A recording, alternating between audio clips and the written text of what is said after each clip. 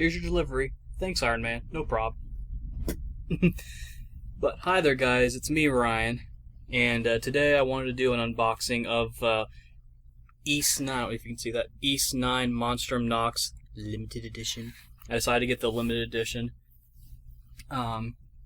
Usually when I would get the East games, a lot of times I would get them pre-owned or get them after they had been released, but they would always be like that special edition that came with like the soundtrack and like a calendar and art book or something. I don't think there may have been one for East 8 prior. I just got the standard version, but NIS decided, hey, we're gonna do a limited edition of East 9. I'm all like, you know what? I'll get it. And here it is. It came. I think, assuming this will go up tonight, which is the February 1st of 2021.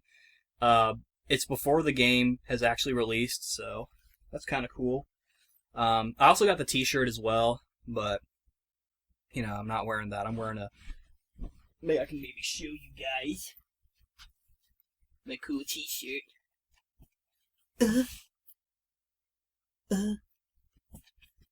It's the, why don't you get to the point, Ryan? It's the, that's a red Dragon Ball shirt that I got. But anyway, I'm here to unbox the limited edition of East 9 Monstrum Nox.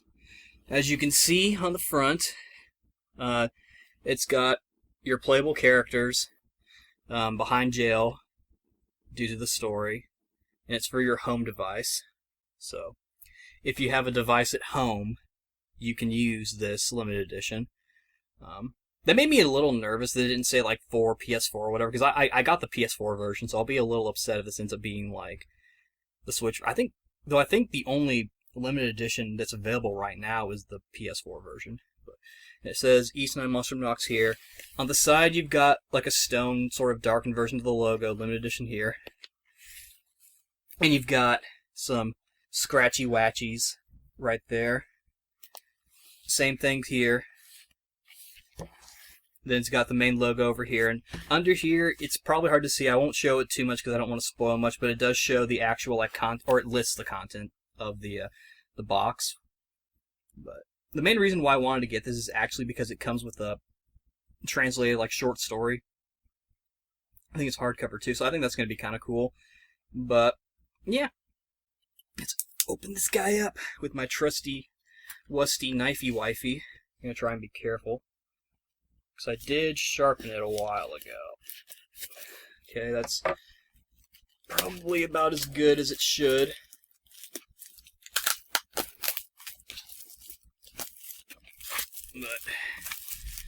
And it's sort of like a glossy kind of cover this thing is. Like, you can pull this off, and now it's just like a thing. But now you can actually see the art kind of better in full.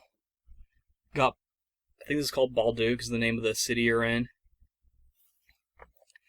Then it shows this character. I forget her name. I think her name is Aprilis, I think. She's a pretty important character. I don't think she's playable, though. But she's relatively important. Then you've got this over here. And still says the stuff and whatnot. But then here you've got like a little flap that you can... Ooh, that looks really nice. And it shows the stuff within. Starting with the obvious, if I can actually pull it out. They always get the actual thing you kind of are meant to sort of focus on, like in a really kind of awkward spot. But obviously, you got the game, and it comes with the packed edition. What that means exactly, I don't remember. I think it's just like something special. Or maybe, I think it comes with some soundtrack or something.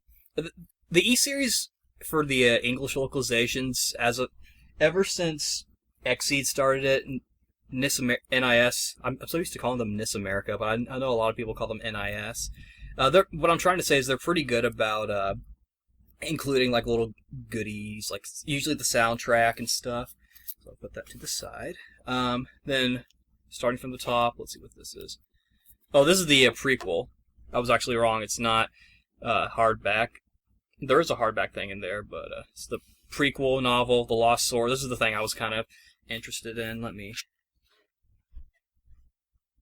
Okay, I'm just taking a quick look. Y'all know me being the writer of the group. I have to like make sure, well, is everything like proper? Because I remember one of my issues with the Symphonia short story was that they didn't tag the characters. So unless you were like really focusing on the story, it was kind of hard to tell who was talking. You can kind of get away with not tagging your dialogue, and by tagging I mean like so and so said. You know, like it's a little important to do that early on until you're like midway through a conversation. But anyway, I think this is the art book. Yeah, Nails in the Coffin, The Art of East 9, Monstrum Nox. This is definitely probably one of the more prettier pieces. I'll show you this one, and then I will show you, let's see, show you the white cat. That's her name. In this game, they use a lot of code names. I believe Adol is the Crimson King, which brings us to the next item, which is this little tiny figurine of the man, the myth, the legend, Adol Christin himself. In this game, he's known as the Crimson King due to reasons. I think this is like an original figure. Can I open it?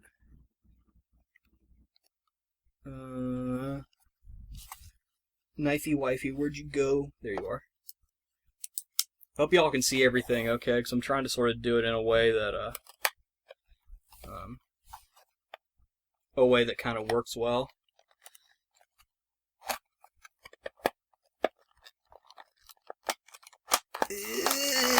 There you go.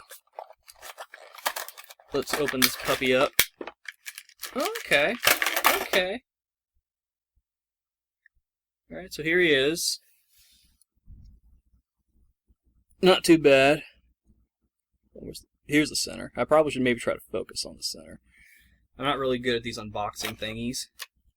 I might keep him back in the box, because I have an Adol figure, but it's always nice to have like a second one, you know. Who made this? Apparently, Falcon themselves apparently made this. Waypoint made it. Waypoint. On the box it says Waypoint. I don't know if you can see that. You probably can't. Anyway. But cool. This is the most important feature right here. This limited edition L. It's also a gun. There we go. And this is the soundtrack.